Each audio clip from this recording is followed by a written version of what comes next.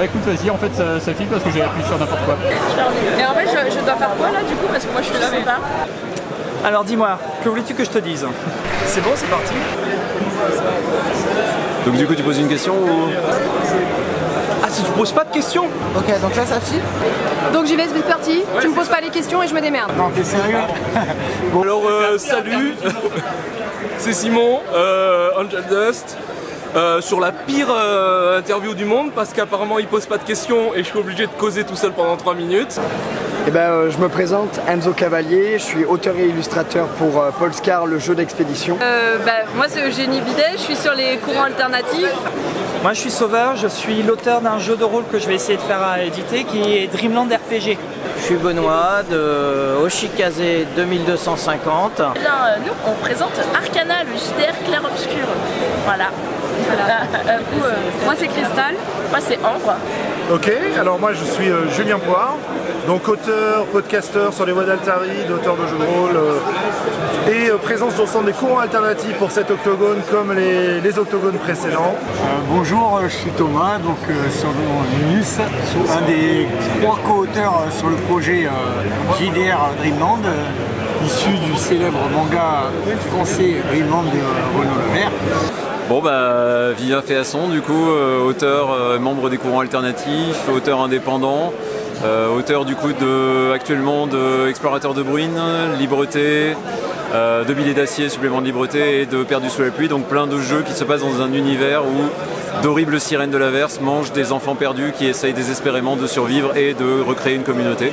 Alors on est OBA Édition. On a déjà présenté Imperium 5 et là en fait on est venu à Octogone, ça s'est extrêmement bien passé et pour présenter en fait différents projets principalement d'initiation au jeu de rôle, d'introduction au jeu de rôle. Moi c'est R8, la plupart des gens me connaissent parce que je fais le foufou sur les réseaux sociaux. Je suis sur Twitter, j'anime des groupes Facebook, je suis dans une cinquantaine de Discord où je foot toute la journée, donc les gens me connaissent à peu près. La tête peut-être moi, si j'ai une chaîne YouTube jeu de rôle pour les nuls. Jeu de rôle pour les nuls. Moi c'est Yann alias Momi sur les réseaux. Donc je suis venu sur le salon pour tester des nouveaux jeux et pour présenter le playtest du jeu que je suis en train d'écrire qui s'appelle Magie de Nuit. Donc moi je suis Guylaine, je suis autrice, podcasteuse et autres. Je suis venue à Octogone notamment parce que j'étais invitée sur une table ronde sur l'évolution du jeu de rôle. Si vous voulez voir ce que je fais, vous pouvez aller sur ma page Itch Guylaine, sur Itch.io, Guylaine Itch.io, et vous trouverez mon jeu Un beau petit pays où on joue des agents, des fonctionnaires à l'immigration qui doivent sélectionner les dossiers qu'ils laissent passer ou pas avec une piste audio qui vous fait passer les dossiers. Donc c'est un jeu aujourd'hui qu'on propose, qu'on présente à Octogone sur l'espace La Forge de Kerlaft. C'est une chance pour nous d'être là parce que Octogone c'est un grand monde et nous on est des petits poissons. Ce qu'il faut savoir sur Polescar, c'est que c'est un jeu qui est en écriture depuis maintenant 6 ans, le système est en développement et en playtest depuis 2 ans et le financement participatif est prévu pour le 14 novembre 2022 sur Game on Tabletop.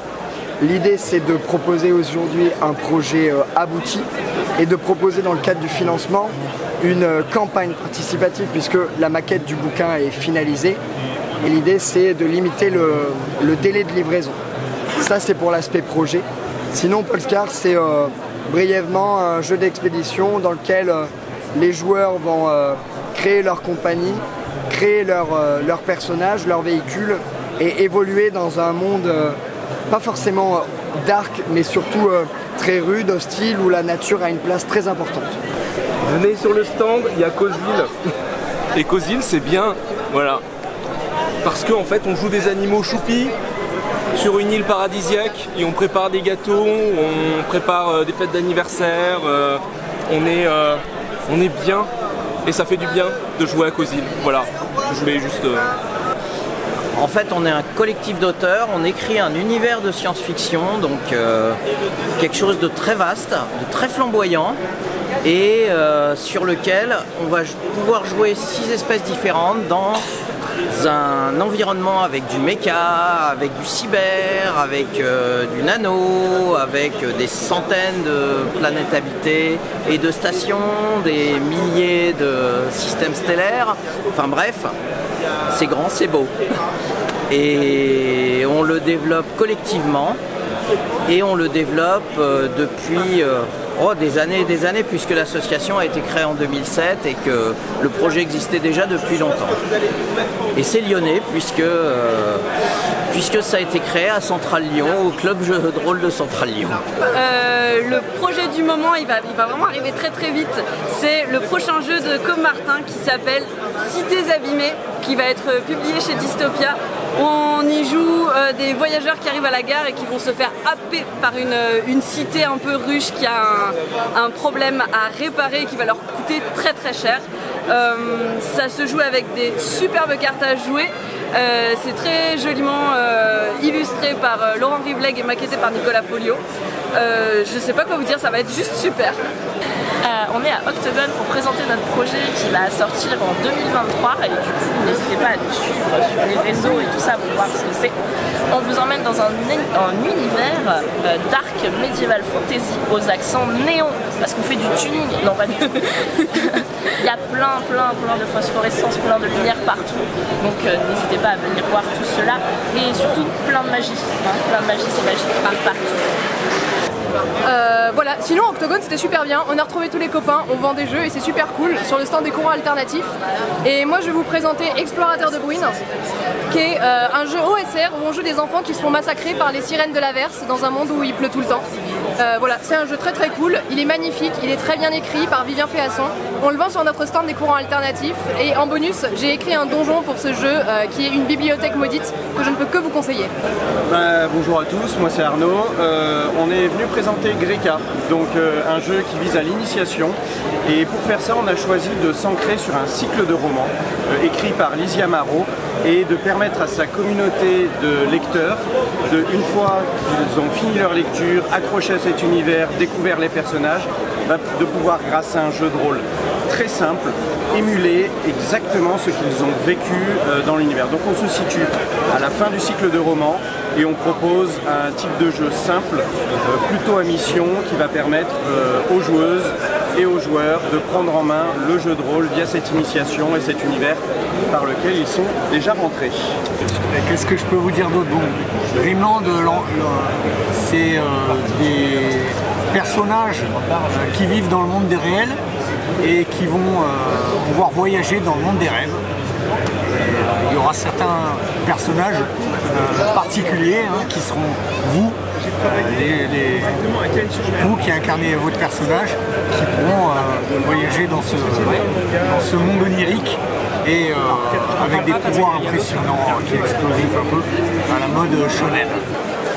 En ce moment, je travaille sur différents jeux, mais le dernier qui est sorti s'appelle Le Temple des Vents.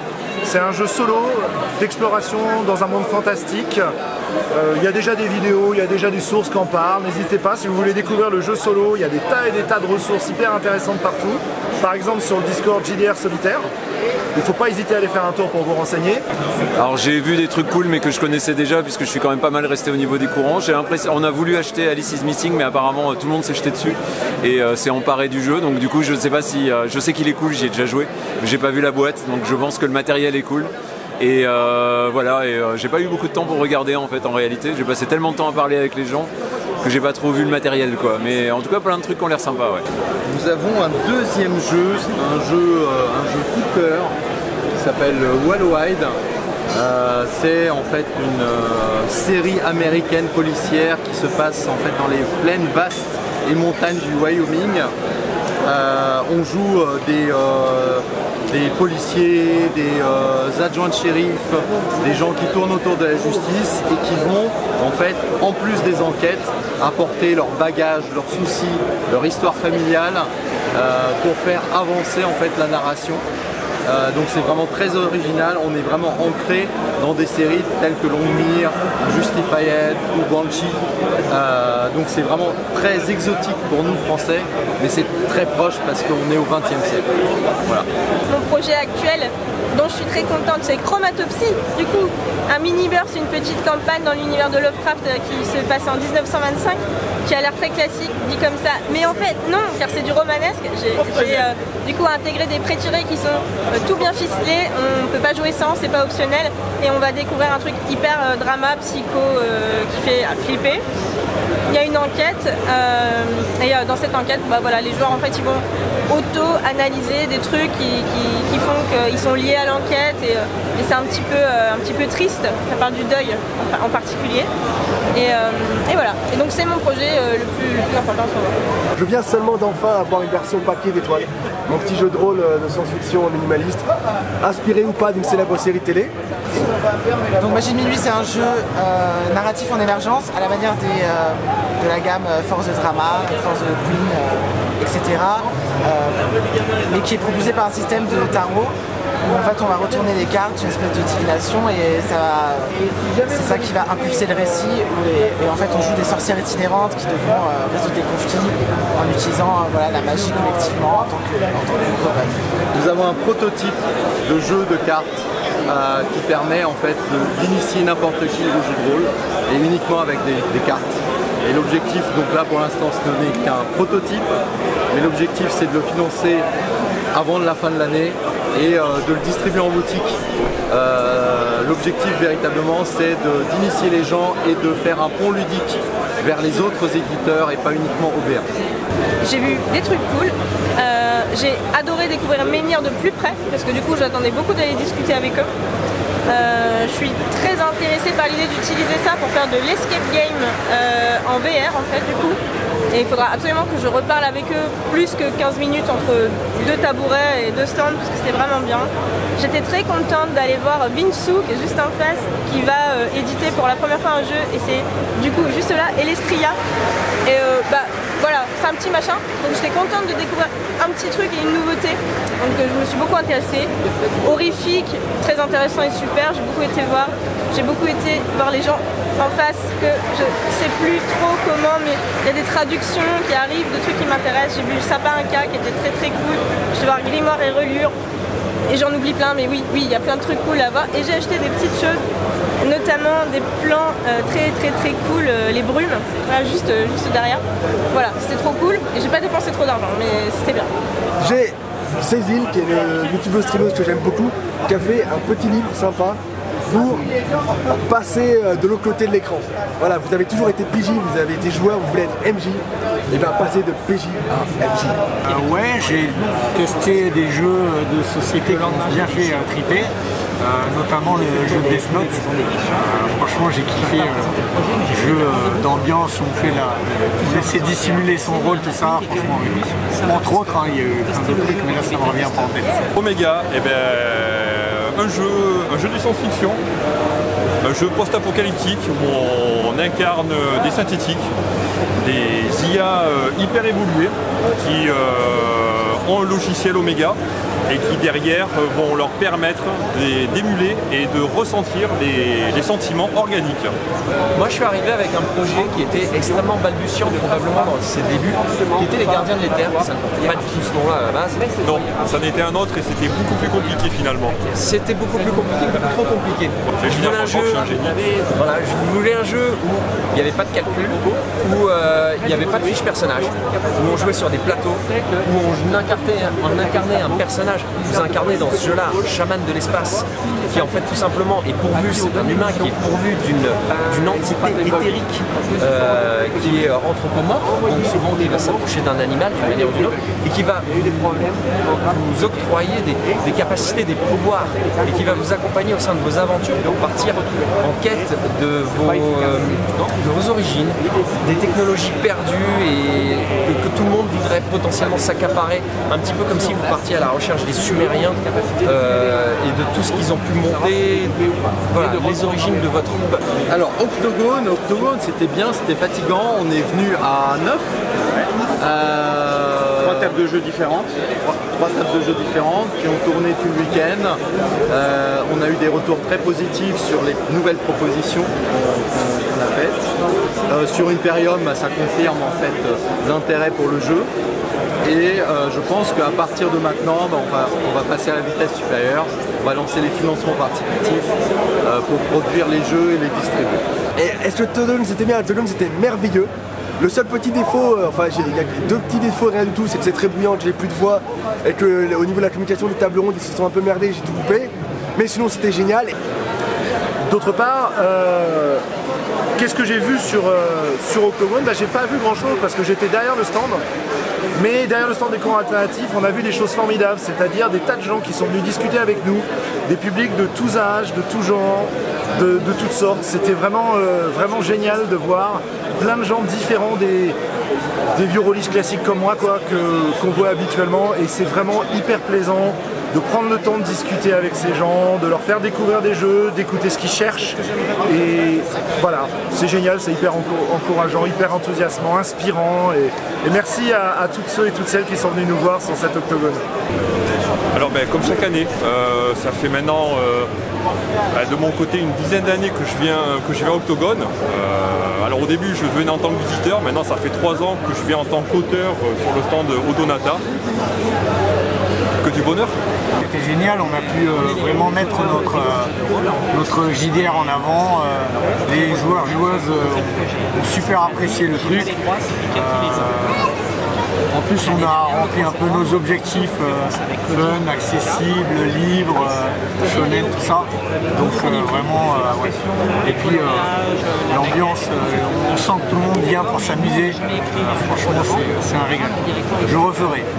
C'était trop cool. Je suis épuisée, il reste encore une partie à masteriser, mais c'est trop bien. Déjà j'ai vu pas assez de gens, mais néanmoins quand même plein de gens en vrai, donc ça c'est hyper. J'ai masterisé des parties, donc moi je suis super contente parce que j'adore masteriser des parties. On a eu des parties en feu, ça a crié Slava Diktat comme il fallait, donc c'était bien. Et Chromatopsy, je l'ai fait découvrir aux gens, ça a plutôt bien fonctionné, donc voilà, c'était cool. Je vais revenir, mais quand même je fais moins de parties, parce que là c'était machine, faut que je me calme, mais sinon c'était cool. Octogone c'était très cool, c'est vraiment l'événement annuel en tout cas où on aime aller, se retrouver avec les membres des courants alternatifs. Et mine de rien, retrouver des gens de quasiment tous les endroits de France, à part peut-être les Bretons qui ont l'air d'être moins nombreux à cette période de l'année, et ce coin de la France surtout. Mais en tout cas, voilà, c'est vraiment l'occasion aussi de se rappeler le côté communauté rôliste, quoi. Moi, pour le coup, c'est la deuxième année seulement que je viens dans cette convention. Et ce que j'ai trouvé de très bien, très intéressant, c'est par rapport à l'année dernière. Alors, certes, il y avait l'époque un peu Covid qui, je pense, a beaucoup brimé la convention, mais il y a beaucoup plus de stands, beaucoup plus de jeux, beaucoup plus d'indépendants en termes de jeux et de ce qui est proposé. Et c'est vraiment beau, il y a une belle richesse. Moi je trouve que c'est plus riche que l'année dernière. Donc personnellement, Octogone cette année, oui ça a été un plus, je trouve, et c'est toujours un plus d'ailleurs, parce qu'on est en plein dedans, là aujourd'hui on est que samedi, et encore demain, toute la journée de demain, donc c'est assez titanesque. Et il y a un très beau partage, les gens ont une bienveillance, il y a du joueur qui veut vraiment en découdre, et c'est top ici. Alors moi j'ai vu Nock, et je le surveillais depuis longtemps. C'est une approche très impériumesque et j'ai adoré la proposition ludique. Après j'ai vu un truc cool, c'est Guillaume Jantet, avec qui on travaille et on va travailler de plus en plus pour promouvoir ses jeux et les distribuer pour qu'il ait de la visibilité. Et puis il y a plein d'autres gens sympathiques, Frimae la rôliste avec les bijoux, les pistadés qu'elle nous fait. Et moi j'ai fait une belle razzia chez les courants alternatifs qui proposent plein de jeux avec des mécaniques. Donc j'ai hâte de jouer dans le métro, j'ai hâte de jouer de billets d'acier. Voilà plein de choses que j'avais vues et c'est vraiment l'occasion de mettre la main dessus. Octogone c'était hyper cool cette année. J'ai vu plein de gens qu'on croise au long de l'année sur les réseaux et qu'on a enfin l'occasion de rencontrer. Plein de super auteurs, autrices, plein de gens hyper passionnés par leur jeu et plein de joueurs hyper volontaires aussi, ça fait hyper plaisir. J'ai vu grave des trucs cool. J'ai vu qu'il y avait une boutique qui faisait des pendentifs Sakura Card Captor que j'avais très envie d'acheter. Octogone c'est comme ça à fond. On est plein de copains et on est sur le stand des courants alternatifs. Donc juste derrière là, et c'est cool. On présente plein de jeux, on rencontre plein de monde et c'est c'est vraiment sympa de déjà tous se retrouver et de vous présenter des trucs, quoi. Donc Octogone c'est comme ça. Et Octogone c'était super cool. C'est un peu le shoot annuel où on retrouve la famille. C'est un peu beaucoup de discussions de salut ça va et on sait pas comment aller plus loin mais on est hyper content de se retrouver. Les gens sont hyper curieux, ouverts, intéressés, intéressants. Ouais, je suis un petit peu sur un petit nuage. Alors est-ce qu'Octogone c'était bien? Forcément oui, c'était bien. je viens pas à Octogone pour jouer ou pour faire des achats. Je veux dire, mon banquier m'appelle régulièrement parce que je me ruine sur Itch.io ou sur DriveThru. J'y vais pour discuter avec des gens passionnés. Et il y en a à chaque mètre carré, tu as une bonne densité de gens. Et tu peux leur parler de tout et n'importe quoi et vous allez rêver ensemble parce qu'on a parlé de jeux de rôle aujourd'hui, mais on n'a pas parlé que ça. On a parlé de Saint Seiya, on a parlé de Endor, on a parlé de Buffy, on a parlé de Scooby-Doo. Enfin voilà, il y a... Quand je suis arrivé à la Combe, j'ai même pas eu le temps de faire un tour des stands pour papoter, discuter chiffon et voir ce qui se faisait. Non, j'ai juste croisé des gens et tout de suite on s'est mis à parler. T'as vu ça, t'as vu ci, t'as vu ces films. On vit un âge d'or, où que ce soit en termes de jeux vidéo, en termes de toutes les formes de divertissement. Il y a eu une profusion, on est partout où porter le regard, il y a de quoi rêver. Et quand tu es au milieu de... Voilà, c'est l'ère du geek. Et quand tu en croises plein ici, par exemple, tu fraternises, tu délires et tu prends des voix ridicules et tu vibres. Donc pour cette occasion-là, Octogone est encore une franche réussite. Il y a eu des choses qui sont très intéressantes, que vous verrez sur la chaîne IGTV, donc je vous invite à vous abonner, à la regarder. Alors je déconne. Donc du coup, il y a quand même pas mal de choses, mais c'est dur de résumer, il m'a donné que 3 minutes 30. Octogone, ce qui est vraiment bien, c'est les gens que vous allez rencontrer. Typiquement, vous pouvez rencontrer des gens avec qui vous parlez sur Internet. Je dis ça parce que les mecs sont cachés. Et ça permet justement de créer comme ça des liens. Salut, ça va, de partager des idées. Rencontrer aussi tous les acteurs du monde ludique, donc que ce soit les éditeurs, les gens qui peuvent organiser des conventions, des choses comme ça. Donc si vous avez envie de découvrir des jeux, vous avez aussi beaucoup de gens qui viennent pour faire des démos. Donc moi j'avais envie d'essayer Coq par exemple, c'est la nouveauté, c'est Grégoric, encore une autre chaîne YouTube, qui a créé en fait une version spécialisée de Mars Code Aurora en version un peu steampunk, donc ça c'est assez intéressant. Voilà, donc pas mal de choses et pas mal de... Je trouve que le seul problème en fait c'est que ça dure que 3 jours. Et 3 jours en même temps c'est beaucoup, mais quand on est à la fin, là le dimanche, ça fait court en fait. Voilà, mais plaisir bien sûr. Octogone, c'était magnifique comme chaque année, je me suis régalé. Je crois que j'ai jamais aussi peu dormi au cours d'une édition d'Octogone parce qu'il y avait tellement de choses à faire. Je crois même que j'en ai raté la moitié de ce que je voulais faire. Est-ce que j'ai vu des trucs cool? J'ai vu plein de trucs cool. Par contre, j'ai pas pu trop en faire parce que je présentais énormément notre jeu, mais j'ai vu des gens vraiment cool. Une sacrée bonne ambiance. La nourriture était très bonne aussi, et ça c'est rare, faut le dire, dans les conventions généralement on se nourrit mal, là je me suis bien nourri. Des gens vraiment cool, un accueil au top, j'ai même pu squatter un stand alors que j'étais pas invité, et ça je trouve l'ambiance vraiment très sympa à Octogone. C'est que c'est un endroit formidable, c'est un bourbier d'innovation. On rencontre des grosses maisons d'édition, on rencontre aussi plein d'auteurs et d'acteurs du jeu de rôle indépendant. Et c'est un plaisir d'être là parce que on voit à quel point le jeu de rôle marche par connexion.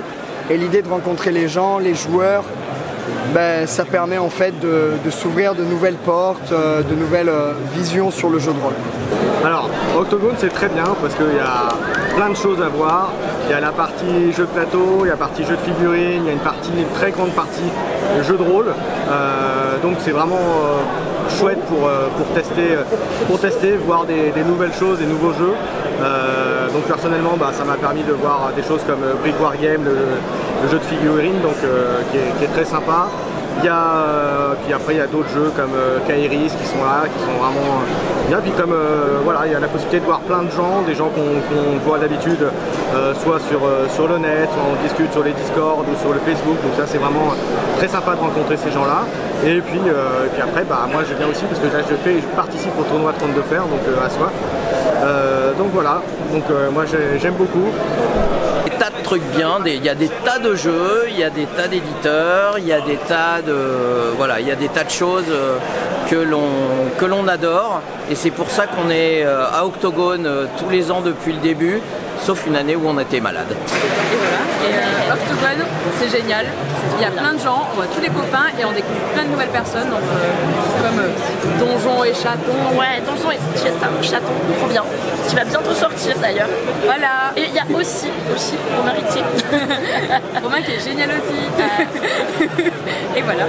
Et on n'a plus le droit aussi. Oui. On a plus le droit. Et le truc cool que j'ai vu, mais je crois que le truc le plus cool que j'ai vu, c'est les gens en fait. C'est les copains, les copines, c'est les retrouvailles entre les courants alternatifs de tous les autres stands où on va se balader et on se dit pareil, des salut, ça va, on est très heureux de se voir en vrai. C'est ce genre de retrouvailles, ouais. Le truc le plus cool du week-end, je crois que c'est ça. Insupportable, Je suis tellement content d'avoir filmé ça. Oh non. On coupera au montage. Oui, mais bon, de toute façon, tu vas cutter. Ouais.